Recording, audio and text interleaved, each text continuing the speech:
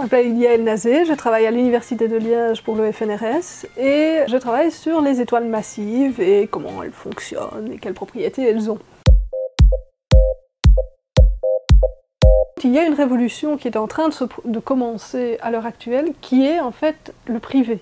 Alors, spatial privé pour lancer des satellites commerciaux, bien sûr. Alors on a le cas de SpaceX par exemple. Ça c'est en train de se faire maintenant. Maintenant, il y a d'autres choses qui sont envisagées et envisageables, c'est le tourisme spatial. Donc on a déjà des spaceports, donc l'équivalent des aéroports, qui sont en train de se faire construire aux États-Unis.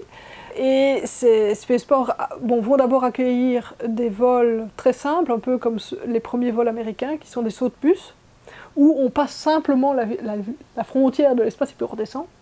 L'idée est d'avoir après des gens qui puissent faire vraiment des orbites et qu'on ait des stations spatiales, mais des stations spatiales privées. Il existe déjà un moyen de paiement dans l'espace avec votre carte de crédit, ça s'appelle PayPal Galactique.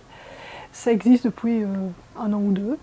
Donc voilà, tout est prévu pour accueillir les touristes dans l'espace. L'autre truc qui est en train de se mettre en route, c'est l'exploitation de l'espace au sens aller prendre des matières premières qu'on n'a pas sur Terre ou qu'on n'aurait plus sur Terre, comme des métaux précieux par exemple, aller les chercher ailleurs, notamment sur des astéroïdes métalliques par exemple, pour certaines autres choses sur la Lune, et après soit faire, par exemple construire un vaisseau spatial directement dans l'espace, il n'y aurait plus besoin de lancer les morceaux, ou alors ramener certains métaux rares dont on aurait besoin sur Terre. Il y a des changements législatifs qui sont en train d'avoir lieu, et notamment le Luxembourg vient de se lancer dans la bataille en proposant d'accueillir les investisseurs et en adoptant des lois qui permettent aux investisseurs de récupérer cette matière qui est dans l'espace, parce qu'au niveau du droit international, ce n'est pas terriblement clair.